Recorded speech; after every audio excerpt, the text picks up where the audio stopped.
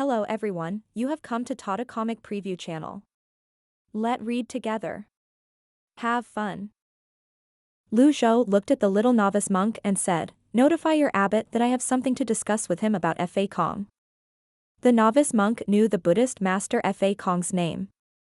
Fa Kong was a 9-leaf karmic fire elite from the Blood Sun Temple, after all.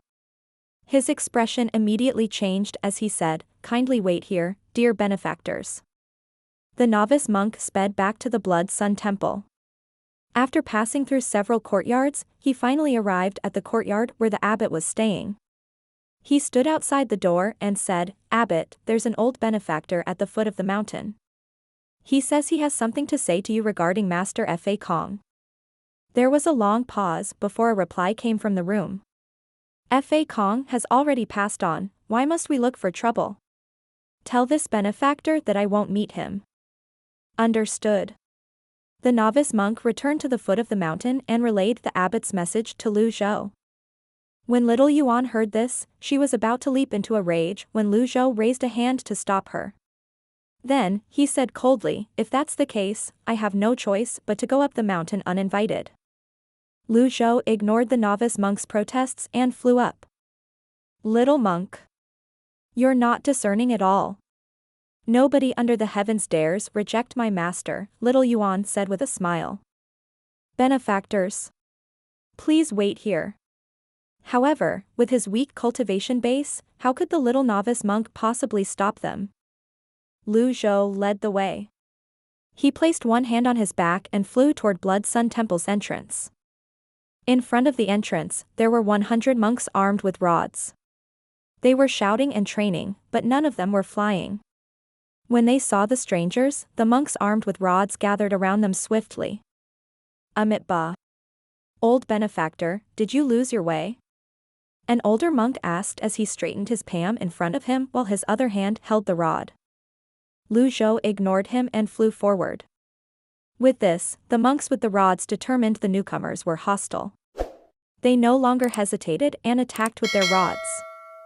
Zhou seemed to vanish into thin air as he made his way through the group of monks.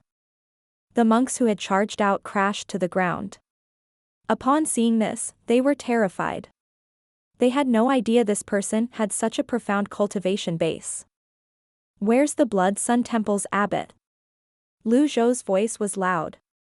With the heavenly writing's extraordinary power, it was extremely clear but not deafening. His voice spread from the Heavenly King Hall in front of him to the Great Strength Hall, the Thousand Buddhas Hall, the Receiving Hall, the Scripture Depository, the Dojo, and the Cloud Tower.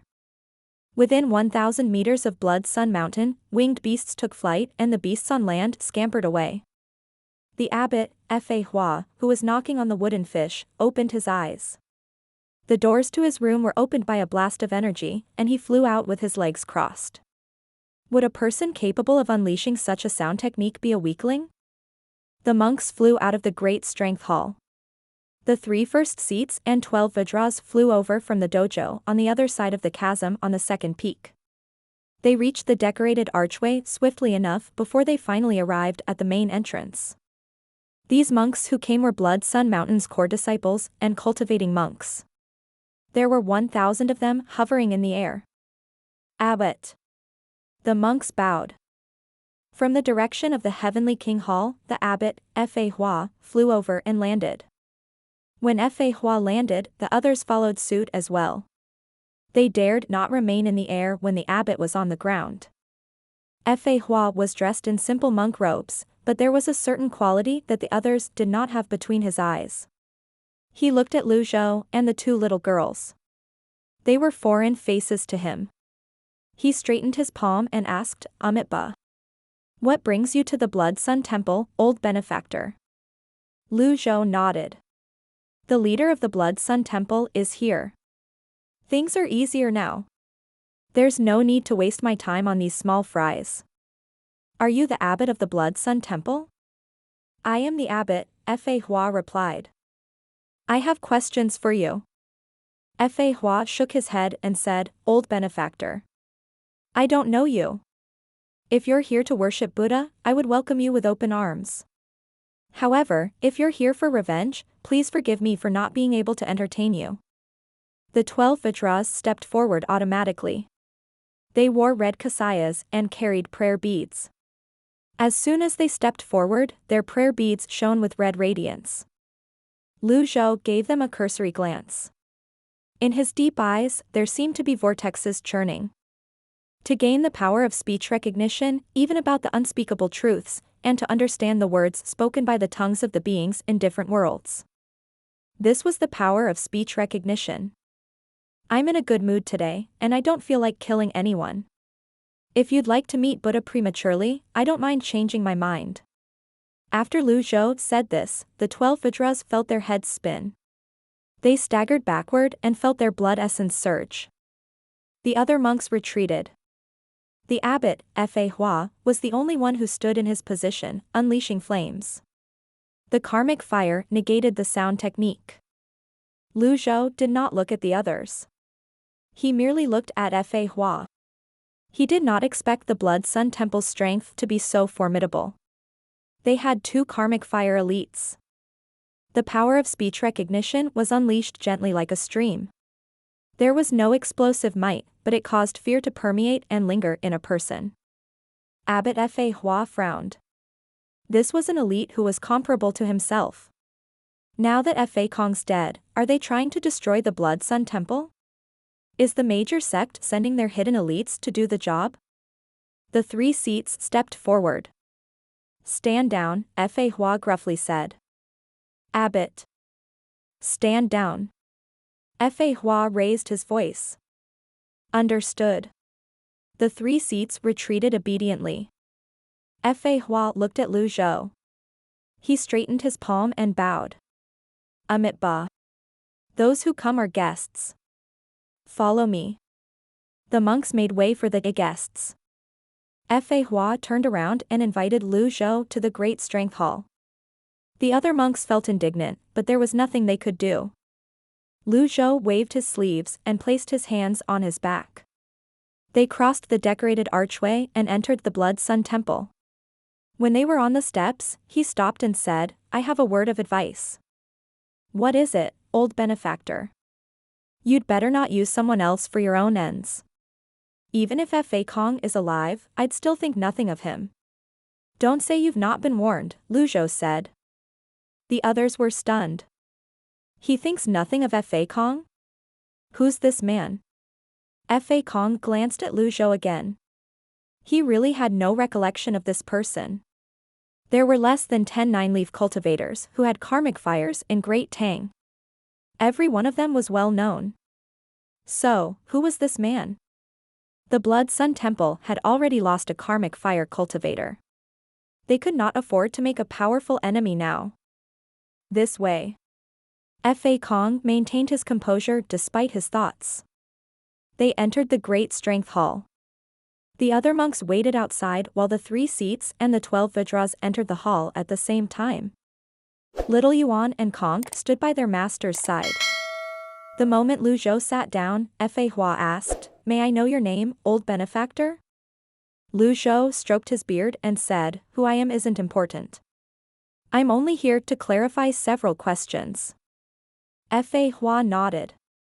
Ask away, old benefactor. Who ordered Fa Kong to attack me? Zhou's voice was calm and tranquil. The 3 seats exchanged a look. The Blood Sun Temple had 4 seats in the beginning. Their statuses were only second to the abbot. Fa Kong was one of the 4. However, Fa Kong was of the same standing as the abbot. Sometimes, the abbot would even have to show consideration to Fa Kong for the greater good. Fa Kong had always been an independent person, so the others seldom knew what he was up to. A deep frown appeared on Fa's face as surprise briefly flitted past his eyes. He was the head of the temple, after all. Even when there was a problem, he could still maintain his composure. Moreover, he seemed to have a keen mind. He did not expose Zhou's origins as he said, Fa Kong has always been unbridled. Although he's the monastic discipline hall's first seat, he rarely abided by the monastic rules. After saying this, he asked, Fa Kong attacked you, old benefactor? Fa was clearly trying to change the topic in an attempt to fish out information. How could Lu Zhou not know what Fa Hua was trying to do? He bluntly said, Fa Kong snuck up on me, so I came here for revenge. What do you think? The other monks inhaled sharply when they heard Lu Zhou's words. Fa Hua chuckled. He seemed at ease and not worried at all. He also seemed unperturbed by Fa Kong's death. He said, I'm the head of this temple, and one of the few karmic fire controllers in Great Tang. If you're here for revenge, old benefactor, you would have made a move long ago. Why would you wait until now? When two karmic fire users fight, it'll only end in mutual destruction. Lu Zhou's expression remained the same. He stroked his beard, feigning confusion. Mutual destruction? Aren't you overestimating yourself? Isn't this monk trying to walk in Fa Kong's footsteps? If anyone else had spoken such words, the other monks would have leaped into a fit of rage and raised their rods to beat that person senseless before throwing the person out of the temple. However, this visitor was not a pushover. He repelled the 12 Vajras with just a sound technique. There were not many monks in the Blood Sun Temple, but with their two karmic fire elites, they became renowned in the world. Every sect in Great Tang was wary of them. However, they could only suppress and hide their anger as the old man criticized the abbot. Have you mastered the karmic fire, old benefactor? Fa Hua asked. Lu Zhou was as calm as an old well. He looked at Fa Hua indifferently. Fa Hua knew this question was slightly offensive, so he explained, since you've mastered the karmic fire, you know how powerful it is, old benefactor. If the karmic fire gets into your extraordinary 8 meridians and burns your sea of qi, you'll surely be greatly injured. A 9-leaf cultivator without the karmic fire is weaker than one with the karmic fire. Moreover, those without karmic fires would have to avoid those with karmic fires. I've been cultivating painstakingly for more than 800 years and obtained the red lotus karmic fire. Swoosh. Fa Hua opened his palm, and a red lotus hovered on top of it. Scarlet flames rose in the air as though they were made of blood. They were a dazzling sight to behold. The monks regarded the flames with fear and admiration. These flames were likely the reason the Blood Sun Temple remained standing until this day, and they were also the source of the temple's confidence. What happened to the art of conversation? No matter how many reasonings one could come up with, people would still resort to the fist. From time immemorial, whether it was on Earth or some other world, if one wanted to intimidate their enemies and make them play by one's own rules, one would have to display sufficient strength. Fa Hua clenched his hand, and the red lotus karmic fire disappeared. A friendly smile could be seen on his face as he straightened his palm in front of his chest and said, Amitba. With a slight hint of displeasure, Lu Zhou asked, compared to Fa Kong, who's weaker? Fa Hua replied with a straight face, if we were to fight head-on, I'd be evenly matched with junior brother Fa Kong. If we were to drag it out and have a contest of Zen and techniques, I'm more powerful than Fa Kong. Lu Zhou stroked his beard and nodded. He looked at Fa Hua and gruffly said, since I can kill Fa Kong, I can kill you. Do you have one life more than him? The Great Strength Hall was as silent as a graveyard at this moment. The monks' eyes widened as an incredulous expression appeared on their faces. Fa Hua could hardly believe his eyes. He stopped fiddling with his prayer beads in his left hand, shocked. You killed Fa Kong, old benefactor? The monks rose to their feet and stared at Lu Zhou as though he was a great enemy. Lu Zhou's expression remained the same, no changes could be seen on his face at all. Inwardly, he was puzzled. These monks did not seem to know much about what Fa Kong did in the Golden Lotus domain. He asked tonelessly, don't you know what happened to Fa Kong? Although I'm the abbot, I couldn't restrain junior brother Fa Kong. All I know is he had a good relationship with the Sky Martial Court. He had said he was going to do something shocking. However, I didn't expect that he wouldn't return. After he finished speaking, he suddenly rose to his feet. His wizened face that seemed exhausted seemed energetic at this moment. He asked, are you truly from the Golden Lotus domain, old benefactor? Upon hearing this, the monks rose up as well, ready to fight at a moment's notice. Lu Zhou continued to stroke his beard, ignoring the monks' reactions. He said, "I've already stated my objective when I arrived. All you have to do is to answer my questions." Next to the second pillar of Great Strength Hall, a stocky monk in Kasaya attacked with his palm. He released red energy and moved his hands as though they were blades. He leaned forward before he charged toward Zhou. "Even Buddha can't save you today." The monks were frightened and taken aback. They did not expect the first seat of Palm Zen Hall would suddenly attack. The temple could not function without rules. The affairs and etiquettes of the temple were upheld by the Palm Zen Hall's Huineng. Zhou remained seated, he did not move at all. Just as the palm strike was about to land on him, he suddenly waved his sleeve in a graceful and casual movement. It was as though he was shooing a fly away. The Buddhist Great Vajra will hand sign. Bam! At such close range, the golden palm seal and the red palm seal collided. There was no doubt about the outcome. The Palm Zen Hall's first seat, Buddhist Master Huineng, recoiled as his red palm seal was destroyed. The monks exclaimed in shock as they watched the palm seal push Huineng out as it continued sailing in the air. With a loud boom, Huineng crashed into the second pillar of Great Strength Hall. He was sent back to where he came from. The pillar of the Great Strength Hall cracked loudly.